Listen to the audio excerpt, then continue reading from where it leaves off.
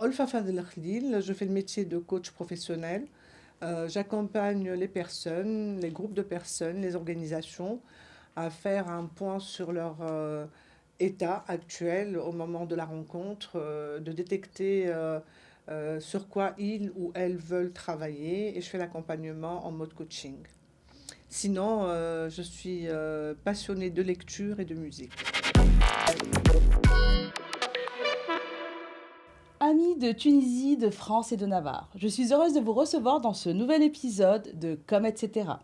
Aujourd'hui, nous allons parler d'un sujet qui peut tous nous toucher dans notre quotidien et qui touche particulièrement les entrepreneurs. C'est le rapport à l'échec et au succès. J'aurai le plaisir de parler de ce sujet avec Olfa qui m'a fait le plaisir de venir sur cette capsule. Mais pour commencer, la petite question gourmande. Olfa, quel est ton plat tunisien préféré et quel est ton plat français préféré? Alors, le plat tunisien préféré, c'est la mloukhia, parce que pour moi, c'est un plat qui prend son temps, qui mijote. Il y a une transformation qui se fait aussi du début à la fin. Donc ça, c'est le plat tunisien. Le plat français, c'est le pot-au-feu. C'est un peu pour les mêmes raisons. C'est une multitude d'ingrédients qui mélanger entre eux et vivre cette expérience sur le feu Voilà. ensemble vont donner quelque chose de très savoureux. Ouais, c'est la synergie en fait qui Voilà, t'intéresse. exactement. Ah, mais très bien. Exact. Très bien, très bien. Alors après cette petite parenthèse gourmande, je te propose de rentrer dans le vif du sujet. Mhm. En fait, la première question que j'aurais à te poser, c'est en fait pourquoi on va beaucoup parler du succès. On va voir le succès. Par contre, jamais on va mettre en place une réflexion qui va être autour de l'échec ou on va dire autour des différents steps qui ont permis justement d'arriver à ce succès, les grosses voitures, les machins. Voilà. En fait, parce que dans nos sociétés, on est beaucoup plus focus sur le résultat. Ok. On n'est pas focus sur le processus. Donc, si le résultat est bon selon les normes, donc pour nous, c'est ça le succès. Donc, on a réussi. Mais en fait, cette réussite, elle passe par différentes étapes, Voilà. entre autres des échecs, des étapes qui n'ont pas fonctionné au départ, à qui on a porté des modifications, qui ont ramené la personne ou l'organisation au succès. Donc c'est vraiment la vision de la société ou la perception qui donne que voilà, on va plus parler de succès que d'échec. Alors que l'échec, c'est l'une des étapes, et là je n'invente rien, c'est Voilà. l'une des étapes du succès, parce que le succès, in fine, c'est un processus. Donc ce sont des actions, des mises en place de process qui vont m'amener ou amener n'importe quelle personne à acter et à réussir ce qu'elle veut faire. Très bien. Et comment en fait tu définirais l'échec? Parce que finalement c'est un peu comme le succès ou réussir. En fait, Mhm. chacun a sa manière de le percevoir. Et toi, comment est-ce que tu pourrais justement définir cet échec? Est-ce que c'est juste une étape? Est-ce que c'est un révélateur? Comment tu vois les choses? Moi, je pense que l'échec, c'est l'étape indispensable et essentielle pour tirer des leçons qui vont nous permettre de réussir quelque chose qu'on voudrait réaliser. Donc, c'est une étape, c'est un apprentissage. Ah, ok. Voilà, c'est un apprentissage, l'échec. Mais j'insiste sur le fait que le souci, c'est qu'on associe ce qu'on fait à ce qu'on est. Ok. Et du coup, je n'ai pas réussi, je ne suis pas bonne, je suis incapable, je ne vaux rien. Et c'est pour cela, entre autres, que l'échec constitue une honte Oui, c'est vrai. pour chacun de nous. Quand Ouais, j'ai ouais, pas ouais, réussi, ouais. je peux en parler. Ouais. Sauf que moi, j'invite tous ceux, et d'ailleurs, moi, je suis contre, vraiment, aujourd'hui, je fais une réaction aux success stories.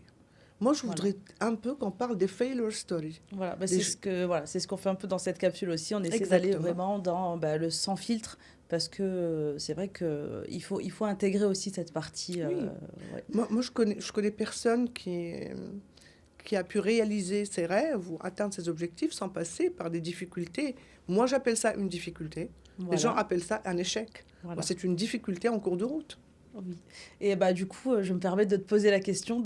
Toi, dans ta vie personnelle, est-ce qu'il y a eu justement un ou des échecs que tu as vécu, que tu as surmonté, comment est-ce que tu les as surmontés et qu'est-ce que cela t'a appris? Mm. Alors, les plus gros échecs pour moi, le premier, c'est le fait d'avoir toujours voulu faire plaisir à tout le monde sauf à moi-même. Donc, je me suis retrouvée dans une situation d'échec total pour moi parce que voilà, je ne faisais rien pour moi, je n'étais pas autosatisfaite, je répondais pas à mes besoins, donc je vivais à travers la reconnaissance des autres. Et ça, Ok. pour moi, c'était un gros échec. Le deuxième, c'est le fait de vouloir tout faire par moi-même. Ah, Un côté un peu perfectionniste qui disait que voilà, si c'est pas moi qui le fais, ben, ça oui. marchera pas. Ça, c'est le mal de beaucoup, beaucoup Tout à d'entrepreneurs. fait, tout à fait. Et Le ça, mal à ça fait déléguer, quoi. qu'on peut bloquer. Et cet échec-là, cette difficulté, on va dire, Voilà, risque de ne pas nous laisser atteindre nos objectifs. Donc, ce que je fais, moi, c'est je reconnais l'échec, voilà. je fais ami-ami avec lui, comme ça on Ok. peut discuter, on peut avancer. J'essaie de comprendre les étapes qui m'ont conduit à cela, de faire une auto-évaluation, Ok. de détecter ce qui a marché, parce que même dans l'échec ou dans la difficulté, il y a des choses qui ont marché et d'autres pas. Donc on détecte ce qui a marché pour le renforcer et ce qui n'a pas marché pour le réparer ou faire les choses différemment.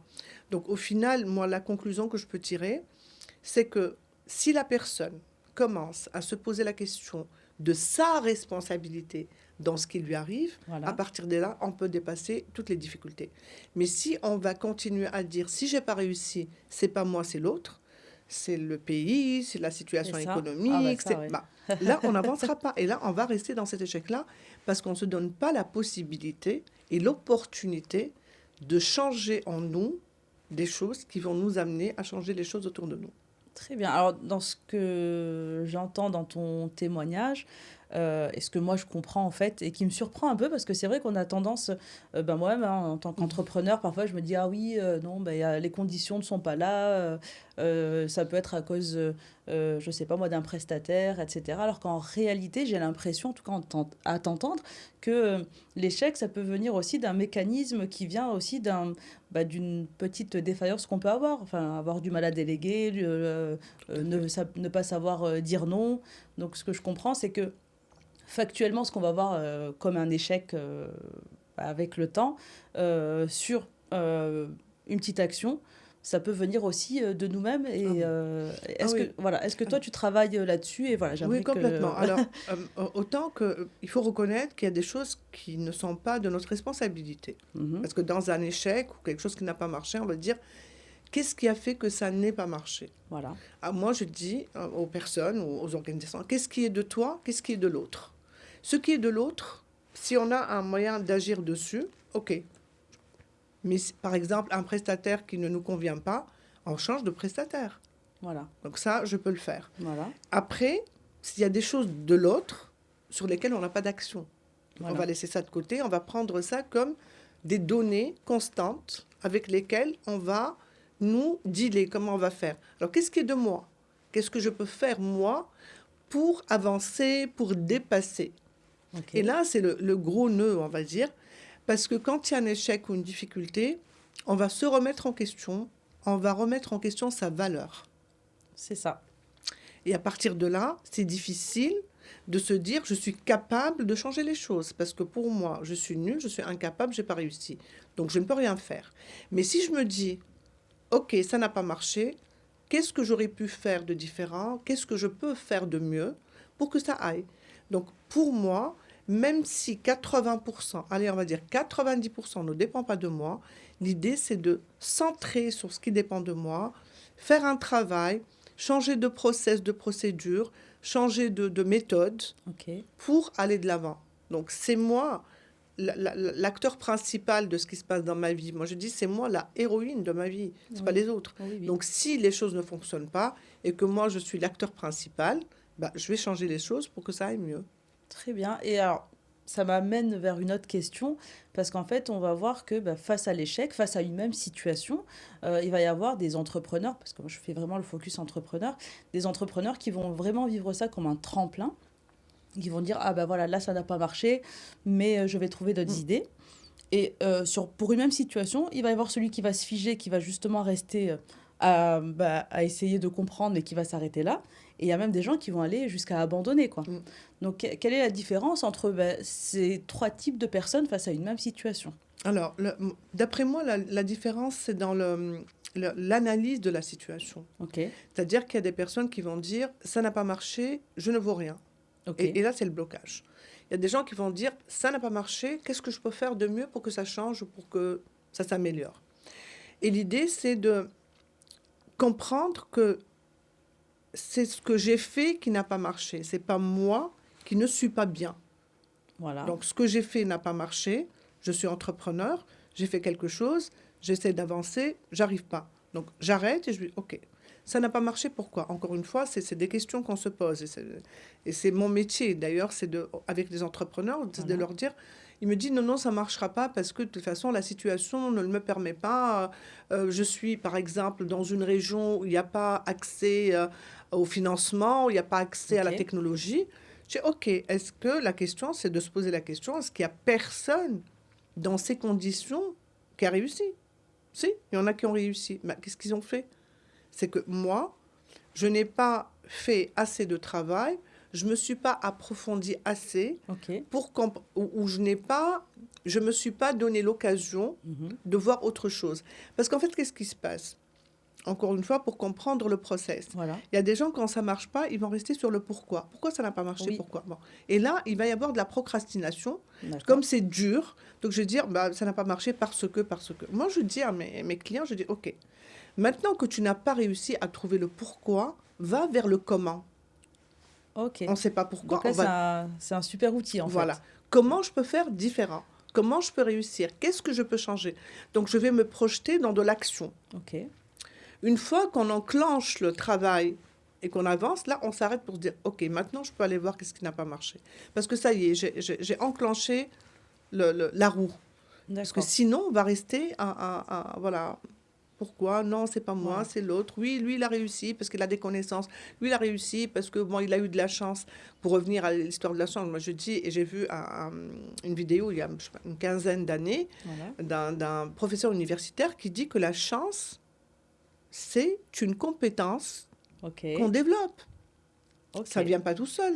Ça, c'est sûr. Bah oui, c'est Ça, la c'est sûr. recherche d'opportunités, c'est le réseau qu'on Oui. crée autour de Oui, soi, oui. c'est une remise en question de manière assez fréquente pour comprendre mes mécanismes. Oui. Et l'autre chose qui est très importante pour moi, c'est essayer de travailler son estime de soi, sa Ah, confiance en soi, voilà. son leadership, son self-leadership, pour ne pas rester les oreilles et les yeux grands ouverts aux autres. Parce que c'est quoi l'échec au final? Autre chose, Oui. c'est le regard des autres. Parce que Ah, il n'y a que moi et moi dans ce que je n'ai pas ouais. réussi, C'est je peux peut-être m'en pour ça sortir. voilà, c'est pour ça que c'est ressenti parfois comme une honte ou comme une C'est ça, menace personnelle. c'est pas par rapport à moi. Ouais. C'est que vont dire les autres. Oui. Ils vont dire que je ne vaux rien parce que je n'ai pas réussi. Mais si je me focalise sur moi, je dis OK, je n'ai pas réussi. Et comment je peux ne pas écouter, ne pas voir? C'est-à-dire, ne pas écouter, ne pas voir, je vais rectifier. Comment je peux gérer Ouais, c'est filtré un peu, voilà, quoi, finalement. filtrer Ouais. le regard des autres, ce que disent les gens sur moi, essayer de capter ce qui peut m'aider et que ça ne m'atteigne pas et ça ne m'empêche pas d'avancer. Et là, la solution, elle est claire, c'est un travail sur soi, c'est une reconnexion avec soi. D'accord. Tu sais, Lim, que même pour le côté créatif, il y a des techniques qu'on utilise Ok. et qui appellent à une connexion avec son énergie intérieure. D'accord. C'est-à-dire, on descend du cerveau, qui est Ok. très calculateur, des émotions, qui risquent de nous voiler la vue, C'est et ça. d'aller vers son énergie pour aller chercher qu'est-ce que je peux faire de différent. Et la créativité, elle est carrément dans notre énergie. Dans nos tripes, en Voilà, fait. dans nos tripes, Ah, exactement. comment dire. Exactement. Ok. Et toi, en fait, dans tes coachings, surtout pour les entrepreneurs, quelles sont les croyances limitantes auxquelles tu es le plus souvent confronté? La plus grande croyance limitante, c'est je ne vais pas y arriver parce que je n'ai pas les moyens. Ok. Les moyens en termes de compétences et les moyens en termes pécuniaires, Financier. financiers. Ok. Donc, ils partent du principe, ou elles partent du principe qu'elles ne vont pas y arriver parce qu'il y a ça. Il y a un autre volet, parce que j'ai beaucoup travaillé, moi, avec les zones rurales, Oui, c'est je n'ai pas fait d'études, et pourtant ce sont des personnes qui réussissent, hein, ok, entrepreneurs qui réussissent. ok. C'est-à-dire qu'ils ont fait leur projet, ils ont commencé à vendre, ils ont entrepris autre chose, ils ont varié, Très bien. mais ils vont te dire qu'ils ne vont pas réaliser et conscientiser leur réussite. Là, c'est l'autre volet. Parce que pour elles, pour eux, ils n'ont pas fait d'études poussées, donc ils ne vont pas réussir. D'accord. Donc en fait, là, ça peut être une perception où en fait, de l'extérieur, la personne peut être en situation de réussite ou de succès, mais que finalement, dans son propre regard, Elles ne le voient pas. elles vont Oui, pas le voir et elles vont voir plutôt oui, un échec. oui, oui. Ok, Et intéressant. pourquoi ces personnes-là le perçoivent comme ça? Parce qu'encore une fois, c'est le regard des autres. D'accord, Pour tout le monde, une personne qui réussit, c'est celle qui a des diplômes universitaires. d'accord. Mais celle qui réussit, mais qui n'a pas de diplôme, pour elle, pour la personne, elle est en situation d'échec. Ah bah dis donc. Et c'est vraiment intéressant à creuser. Oui, Parce que quand la personne se dit, elle me dit, oui, mais moi, j'ai rien réussi. Je dis, ok, dis-moi ce que tu as fait. Rien. Oui, dis-moi le rien, il se voilà. matérialise où? Et quand tu écoutes la personne te parler de tout ce qu'elle a pu acter, réaliser, elle-même, tu vois, je filme, moi, les personnes, et elle continue. J'ai fait. Après, elle commence à réaliser, mais tiens, par exemple, elle a fait un projet, elle a financé les études de ses enfants, Ok. ou il, hein, construit une autre pièce à la maison. Ils ont accédé au marché national, ils ont eu une opportunité pour exposer dans des salons internationaux. Et ils ne perçoivent pas, elles ne perçoivent pas tout cela comme une réussite. Alors, est-ce que tu aurais un outil, un rituel à mettre en place que pourrait utiliser un entrepreneur justement pour commencer à voir un peu ses réussites et pour aussi dépasser un peu cette idée de je suis en échec parce que j'ai pas réussi telle ou telle chose. On parle, moi, en management, on parle des KPIs, donc tout ce qui est indicateur de réussite. Donc D'accord? moi, j'invite tous les entrepreneurs, quand ils commencent à faire leur projet, ils se mettent des étapes avec des indicateurs D'accord? très basiques, hein. C'est-à-dire que je me dis, le jour où je vais avoir mon rendez-vous avec le directeur de telle institution, pour moi, c'est une étape dans mon processus de réussite qui va D'accord? me dire que je suis sur le bon chemin. Donc, D'accord. c'est des indicateurs Ah, très bien. palpables, Ok, très simples, ok. mais qui va me dire, OK, non seulement l'entrepreneur va euh, mesurer les étapes qui restent pour la réussite, en plus, ça va permettre à la personne de consolider sa confiance en soi. Tiens, j'ai dit que je vais faire ça, et là, je viens de le faire, donc je peux faire autre chose. Donc, en fait, c'est comme monter les escaliers. Si on n'est pas sûr d'avoir mis le pied sur une marche, on ne peut pas atteindre la deuxième. C'est ça. Très Donc, il bien. faut absolument que chacun, même dans notre vie de tous les jours, moi, même pour mes enfants, je leur dis, Ah oui, mettez ouais, toujours ouais. des étapes, Très bien. et dans chaque étape, mettez quelque chose de simple et de palpable qui va vous dire, c'est bon, j'y suis, je vais aller à l'étape suivante. Donc, il faut être Très bien. conscient de ça, les indicateurs. La deuxième chose, c'est de se faire plaisir ou se faire un petit cadeau quand on a fait une étape. Je dis, mais Ok. même, je vais aller sortir, me payer un café dans un endroit, parce que voilà, j'ai fait ça, donc c'est de la gratitude par rapport à Ouais, soi. ouais, oui. Et c'est en même temps aussi quelque chose qui va me motiver à aller de l'avant. Parce que Oui. quand voilà, j'ai fait ça, je me suis fait un petit cadeau. La prochaine étape, je vais faire un cadeau un peu plus important. Mais toujours voilà, tout est relatif, Oui, hein. oui, oui. Ça aussi, c'est une méthode qui a marché pour que les personnes se rendent compte C'est vrai. et se consolident et se motivent pour aller de l'avant. Bah, c'est vrai que c'est un outil en fait que j'ai appris aux États-Unis quand j'étudiais et j'avais un prof qui nous disait qu'il fallait justement se faire un cadeau auto-reward et que en fait ça commençait par aussi se taper sur l'épaule soi-même et nous apprenait à Bravo. faire ça en cours. Il nous disait c'est bien, Mm. tu as fait telle chose, tu as accompli telle chose. Ah oui, oui, oui, Et et, c'est vrai que et tiens, c'est c'est marrant très, que... très important, surtout dans un petit peu nos cultures où, encore une fois, on revient à la réussite ou à l'échec. On nous met les barres tellement hautes, tu dois être Oui, la première de la classe, là, on va dire que tu as réussi. C'est ça. Donc nous, on se met à nous-mêmes aussi la barre très haute. Donc c'est pas dit qu'on va réaliser le jour où on va l'atteindre. C'est pour ça que moi, je suggère de se mettre des objectifs ambitieux, mais pas trop ambitieux. Ok. Même pour un entrepreneur. Il ne faut pas commencer par se dire, voilà, moi je vais faire une entreprise avec 100, Ah oui, 100 parce qu'après, employés. c'est même parfois écrasant. Exactement. Ouais. Donc il faut déjà apprendre à se fixer des objectifs. Moi je dis toujours, par exemple, un client me dit, voilà, j'ai envie de réaliser mon projet avant fin 2026. Voilà. Moi, je vais lui dire pourquoi à la fin, on va aller moitié 2020. Donc, je vais le challenger, mais pas trop. Je ne vais pas lui dire dans un mois. C'est ça. Il Donc, faut que ce soit réaliste. Oui, quoi. oui, oui, tout à fait. Tout à fait. Bon. Merci Olfa d'avoir répondu à toutes nos questions. Merci à vous de nous avoir suivis. Si vous avez des questions, des sujets que vous aimeriez que l'on aborde dans d'autres épisodes, n'hésitez pas à les mettre en commentaire. Et n'oubliez pas de nous liker, de nous suivre et de nous écrire si vous le désirez, car c'est grâce à vous qu'on peut continuer cette belle aventure. Et comme le disait Oscar Wilde, soyez vous-même, les autres sont déjà pris. Allez, ciao!